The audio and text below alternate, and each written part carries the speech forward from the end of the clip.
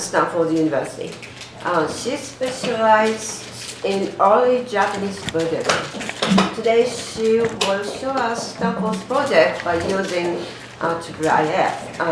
IIIF, as just Martin mentioned at the beginning, is a method of collecting, comparing, and describing images on the web, and then it's really been spreading very quickly and widely. And then Princeton has been implementing IIIF, and then a member of IIIF as well. And then this will, so that this will be very useful information for you, doing more with digitized images. The use of IIIF in teaching and research with a focus on Japanese materials. Thank you, Sensei. So let me know if you can't hear me, like wave, because I would appreciate that. So I'm Regan Murphy-Howe. I'm at the East Asia Library at Stanford.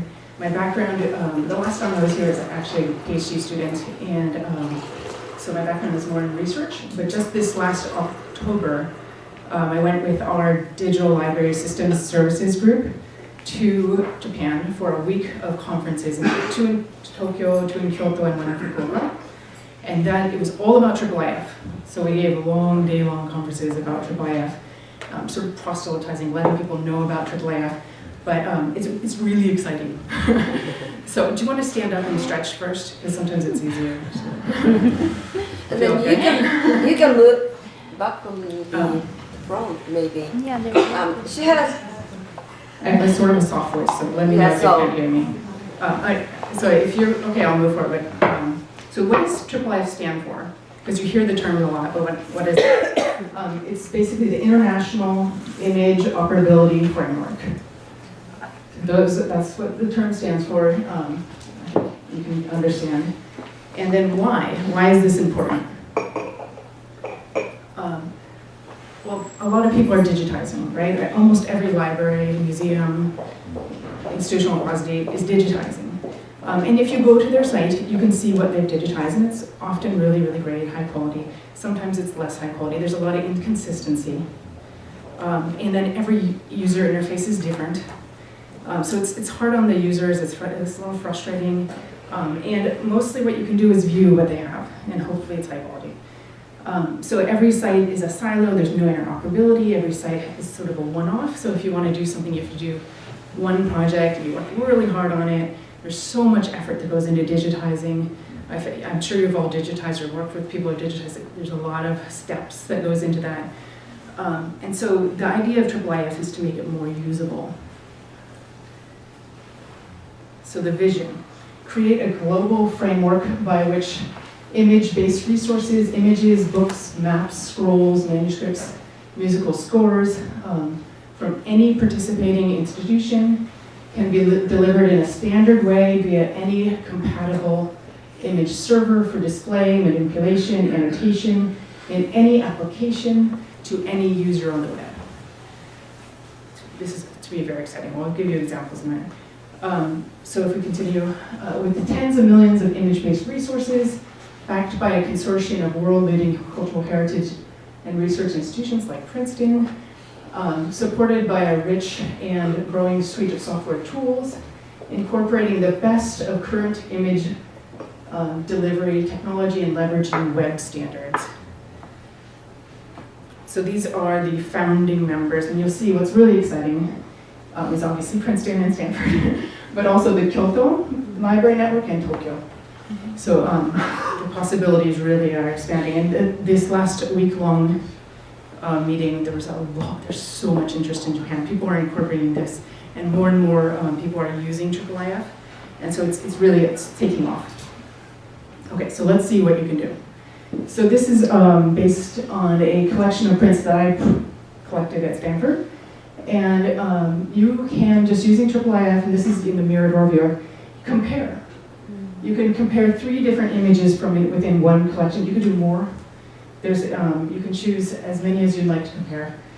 And so you can zoom in really far, and you can place them next to each other if there are certain elements you're interested in. So this is Asakusa and the Taisho period. The other thing that I think is so exciting is you can compare across repositories. So this is Princeton. You can see this is a Princeton Suguroku. Okay, you click on that little thing and it will pull up the IIIF. And then right up above it, sometimes you can drag and drop. In this case, you'll have to copy and paste. You copy and paste, you press the plus button, you put it right there, paste it, load, and then you just click on it, boom, there it is. Here's Stanford, here's Princeton. It's really exciting. Now you could do that with Kyoto stuff, and Tokyo University stuff.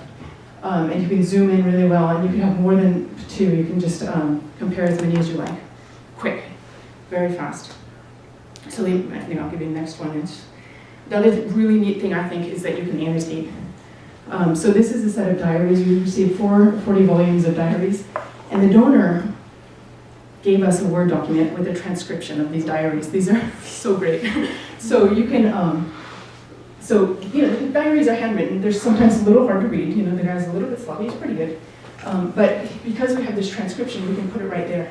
So if you're not sure how to read it, quick and easy. All right, and then it's deep zoom. And you've probably seen these really big maps. This one is 11 by 17, 11 feet by 17 feet. It's from 1837.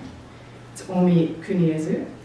And we scanned it in 58 individual images and brought them together into one.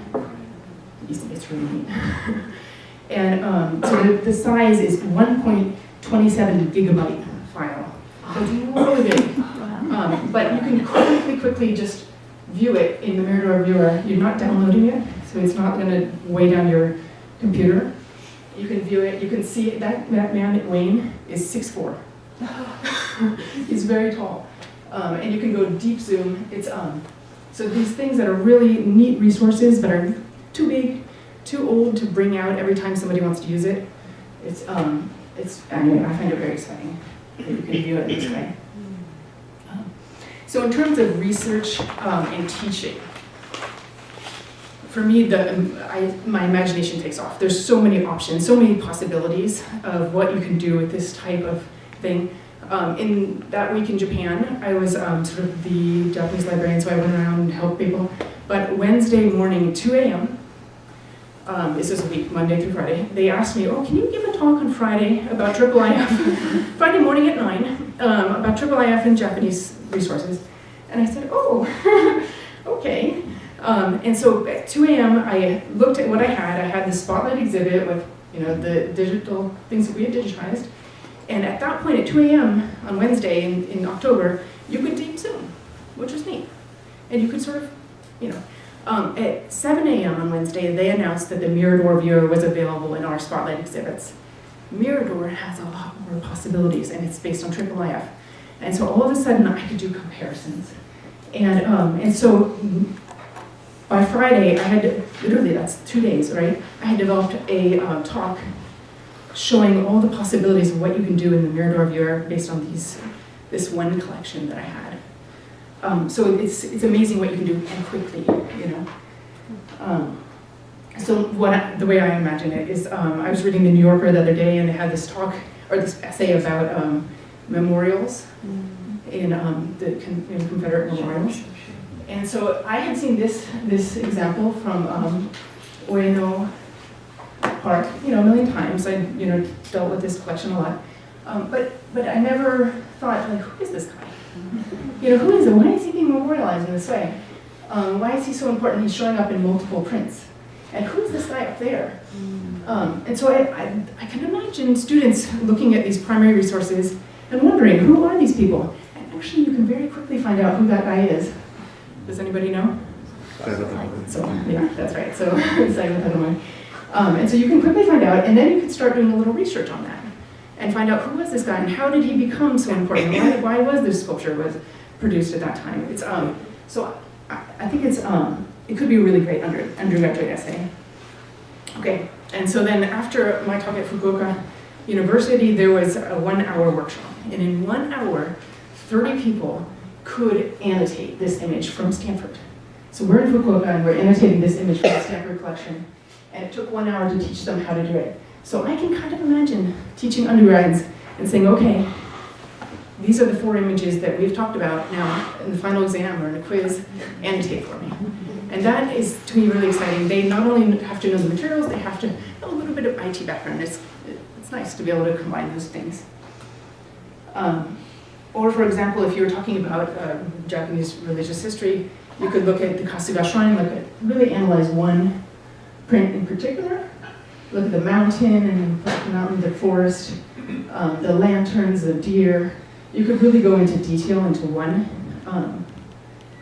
print, just give them a sense of what was important in Kasuga and why that was representative of that local religious practice. Another thing I love about this print in particular, because you'll know that the Kasuga Shrine is the tutelary shrine for the Fujiwara family and their connection with poetry. So there's poetry in the clouds, which I just love that. I think your mic went out. Oh, did it? Oh, thank you.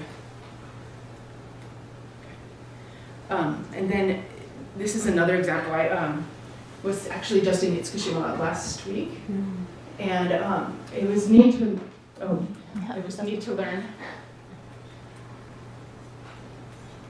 learn about. Can you hear me? Okay.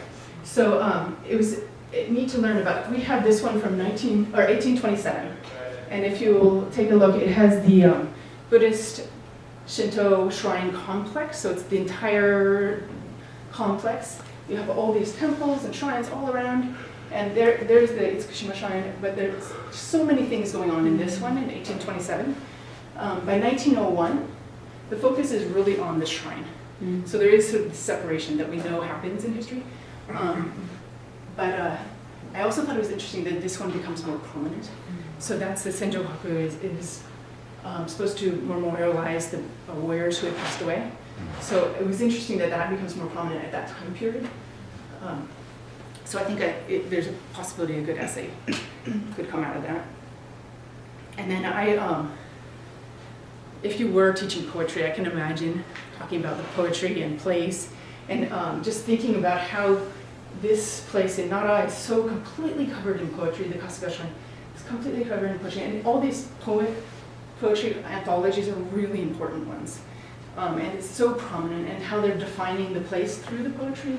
There's so much you could say by analyzing this one primary resource, and it's so quick and easy to do in terms of showing the undergraduates. And then if you're interested in teaching, my background is religious history, so if you're studying religious history, often you're looking at great texts, but if you want to look at the ephemera from a time period, here's an opportunity to look at ephemera, look at little differences between ephemera, and show what the similarities are, differences. It's, to me, kind of exciting that there's all these new possibilities. And so you can just zoom in really far too. And so, there's an example. Okay.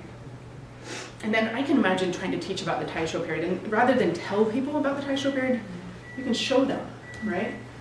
So the Taisho period, I think that they can pick up a lot of the characteristics or the excitement of the Taisho period by looking at these texts. I think they can raise a lot of questions by looking at the text. I think there's just so much that you can see and talk about, and have the students come up with the questions and the insights, and you can just imagine great discussions based on just looking at the different parts of the images. Okay, and this we have several prints of Nico.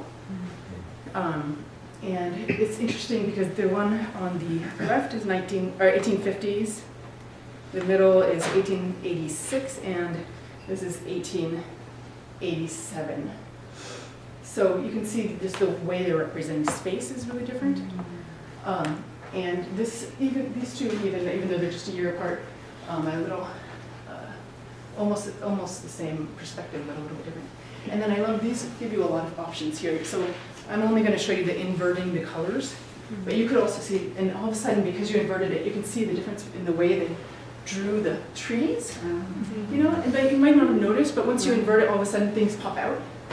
You can also rotate the image and adjust the brightness and the contrast and saturation.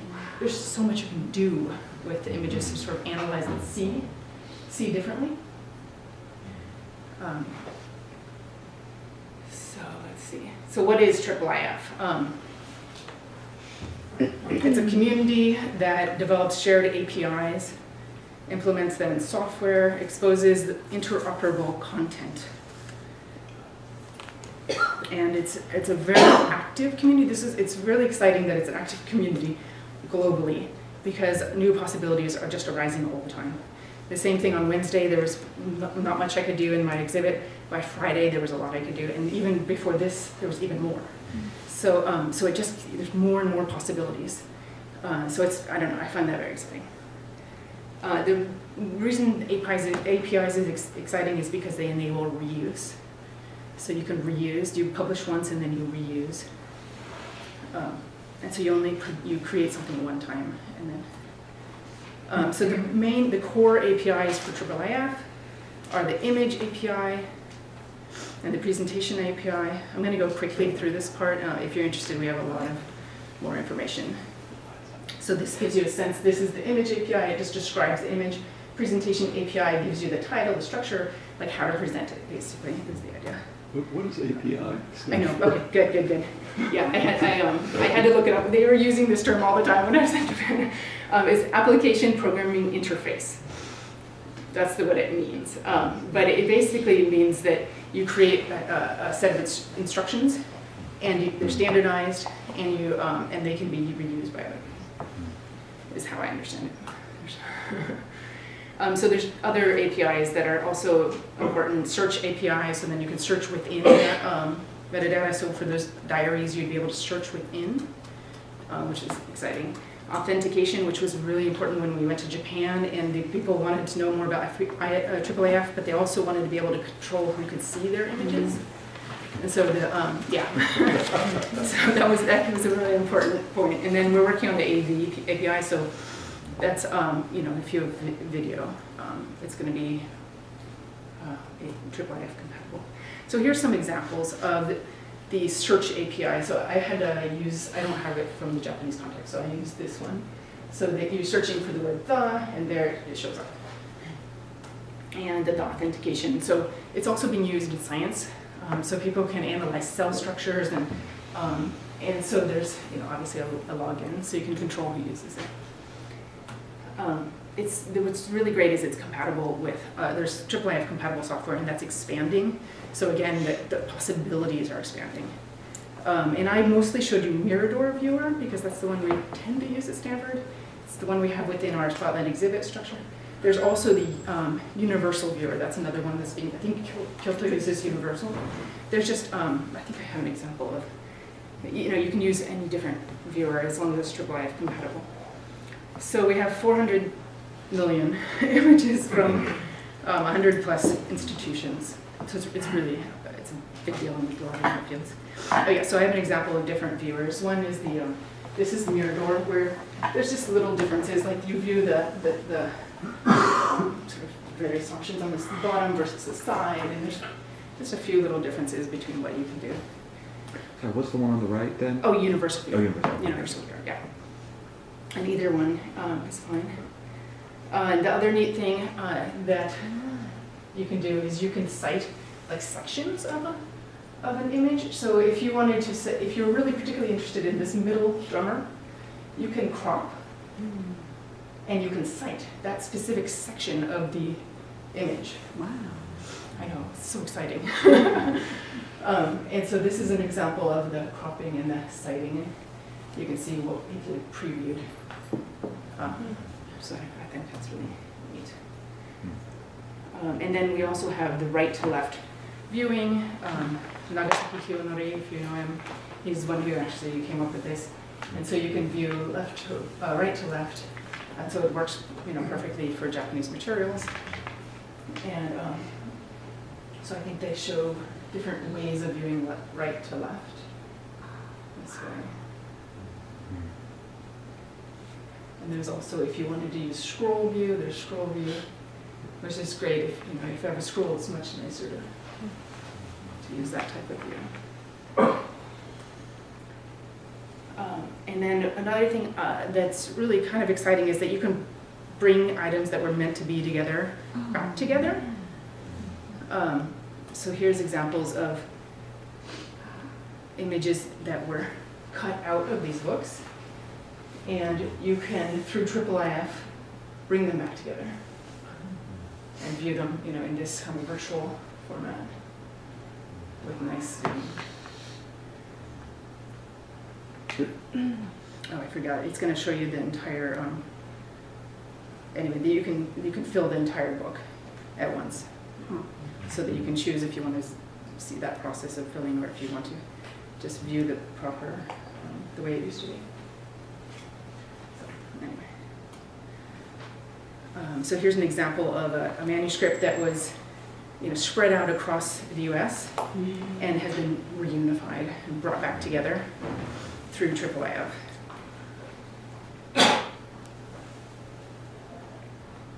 This is another kind of, I think, is neat, particularly for people studying art. You want to be able to see underneath. And so using different types of photography, you can see it on the layers, and then you can change the opacity to see what's underneath the top layer of the paint. I think people in the museum are pretty excited about this feature.